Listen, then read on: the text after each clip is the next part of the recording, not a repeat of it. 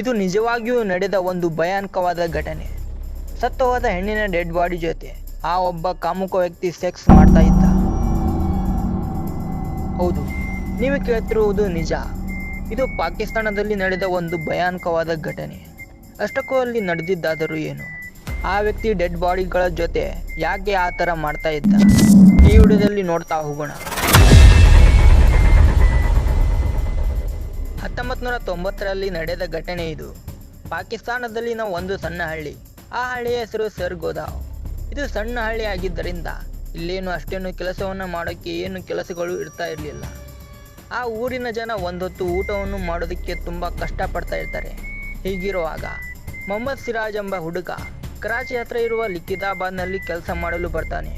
ಹೀಗೆ ಸ್ವಲ್ಪ ದಿನ ಆದ ಮೇಲೆ ಅವನಿಗೆ ಒಂದು ಕೆಲಸ ಸಿಗುತ್ತೆ. ಆಗ 1990ರಲ್ಲಿ ಮನೆಗಳಿಗೆ ಪೈಪ್ಲೈನ್ ವ್ಯವಸ್ಥೆ ಇರೋದಿಲ್ಲ.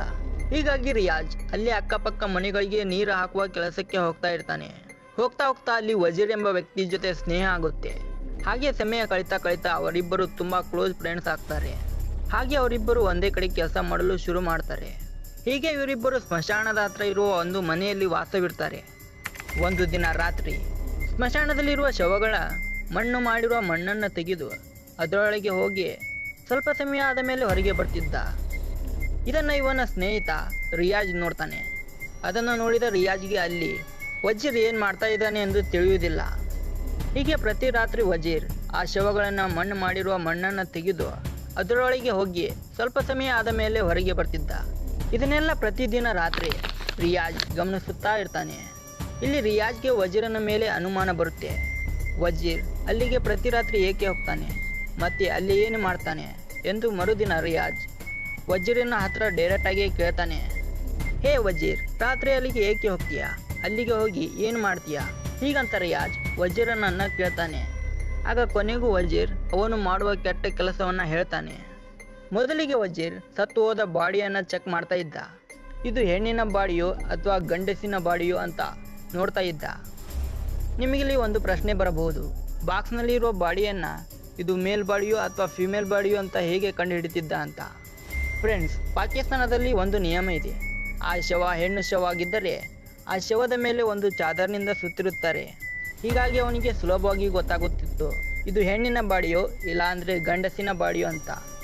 ನಂತರ ಆ ಶವವನ್ನು ಮಣ್ಣು ಮಾಡಿ ಅವರ ಮನೆಯವರೆಲ್ಲ ಹೋಗ್ತಾರೆ. ಮತ್ತೆ ಅಲ್ಲಿ ಯಾರು ಕೂಡ ಇರೋದಿಲ್ಲ.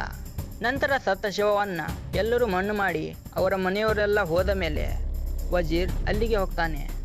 ಶವದ ಮೇಲಿರುವ ಮಣ್ಣನ್ನು ತೆಗೆದು ಒಳಗೆ ಹೋಗಿ ಆ ಸತ್ತು ಹೋದ ಶವದ ಮೇಲೆ ಈ ವಜೀರ್ ಕೆಟ್ಟ ಕೆಲಸವನ್ನು ಮಾಡ್ತಾ ಇದ್ದ. ಹೌದು, ಸತ್ತು ಹೋದ ಹೆಣ್ಣಿನ ದೇಹದ ಜೊತೆ ಕೆಟ್ಟ ಕೆಲಸವನ್ನು ಮಾಡ್ತಾ ಇದ್ದ. ಇದೆಲ್ಲ ರಿಯಾಜ್ಗೆ ಕೂಡ ಗೊತ್ತಾಗುತ್ತೆ. ರಿಯಾಜನ್ನು ಬಿಟ್ಟು ಬೇರೆ ಯಾರಿಗಾದರೂ ಗೊತ್ತಾಗಿದ್ರೆ ಅವನು ಪೊಲೀಸರಿಗೆ ಫೋನ್ ಮಾಡ್ತಾ ಇದ್ದ, ಇಲ್ಲಾಂದರೆ ಅವನಿಗೆ ಬೈದು ಬುದ್ಧಿ ಹೇಳಿ ಕಳಿಸ್ತಾ ಇದ್ದ. ಆದರೆ ಇಲ್ಲಿ ರಿಯಾಜ್ ಅವನಿಗೆ ಏನು ಕೂಡ ಹೇಳೋದಿಲ್ಲ. ವಜೀರ್ ಈ ಕೆಟ್ಟ ಕೆಲಸ ಮಾಡ್ತಾ ಇದ್ನಲ್ಲ, ಈ ರಿಯಾಜ್ ಕೂಡ ಅವನ ಜೊತೆ ಸೇರಿ ಆ ಕೆಟ್ಟ ಕೆಲಸವನ್ನು ಮಾಡೋದಕ್ಕೆ ಶುರು ಮಾಡ್ತಾರೆ.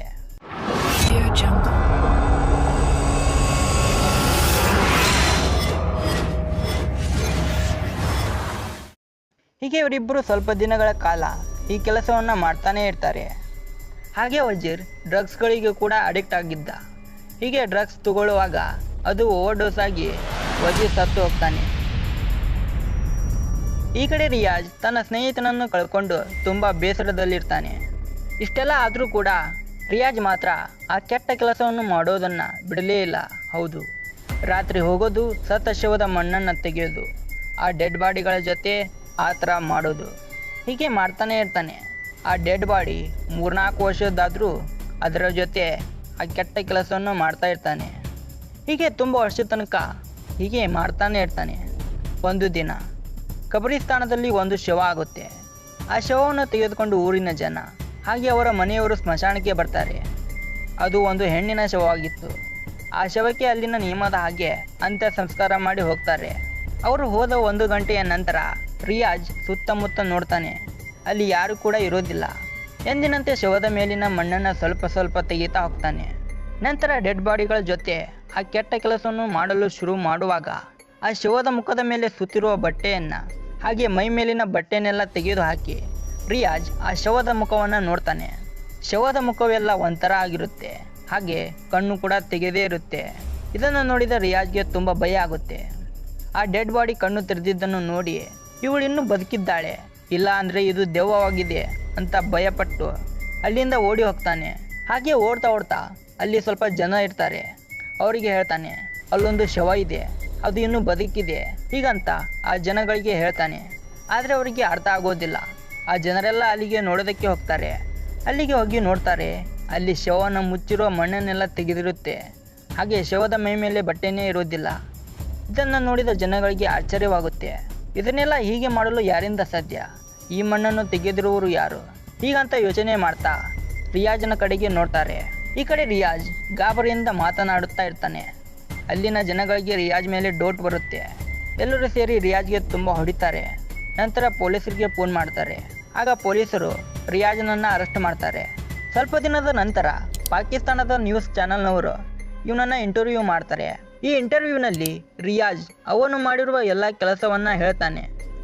ಯಾಕೆ ಮಾಡ್ತಾ ಇದ್ದ, ಹೀಗೆ ಮಾಡ್ತಾ ಇದ್ದ ಎಲ್ಲ ಹೇಳಿದ್ದಾನೆ. होते थे स्लेब हटाते थे पीछे वाले पाँव की जगह में, स्लेब हटाया, स्लेब वो कवर की जगह पे ना, कहाँ पाँव की जगह होती है, वो हटाते थे, फिर अंदर जाते थे। पहले वो जाता था अंदर, फिर उसके बाद फिर मैं जाता था, तो फिर गलत काम करते थे, कबर में अंदर मुड़ देता था। ಈ ಥರ ಒಂದು ಹುಡುಗಿ ಅಥವಾ ಎರಡು ಹುಡುಗಿಯ ಜೊತೆ ಅಲ್ಲ, ಟೋಟಲ್ ಆಗಿ 48 ಸತ್ತ ಹುಡುಗಿಯರ ಶವದ ಜೊತೆ ಆ ಥರ ಕೆಟ್ಟ ಕೆಲಸವನ್ನು ಮಾಡ್ತಾ ಇದ್ದ. कितने मुर्दों के साथ ये कर चुके हो? ये 48 साल हो गए। 48 खवातीन के साथ? ಈ ವಿಷಯ ಕೇಳಿ ಖುದ್ದು ಆ ನ್ಯೂಸ್ ರಿಪೋರ್ಟರ್ ಕೂಡ ಶಾಕ್ ಆಗ್ತಾರೆ. ನಂತರ ಈ ವಿಡಿಯೋ ಪಾಕಿಸ್ತಾನದ ಎಲ್ಲ ಕಡೆಯೂ ವೈರಲ್ ಆಗುತ್ತೆ. ಒಂದು ವೇಳೆ ಈ ರಿಯಾಜ್ ನಿಮ್ಮ ಕೈಗೆ ಸಿಕ್ಕಿದ್ರೆ ಏನು ಮಾಡ್ತಾ ಇದ್ರಿ ಅಂತ ಕಮೆಂಟ್ ಮಾಡಿ. ವಿಡಿಯೋ ಇಷ್ಟ ಆದರೆ ಲೈಕ್ ಮಾಡಿ.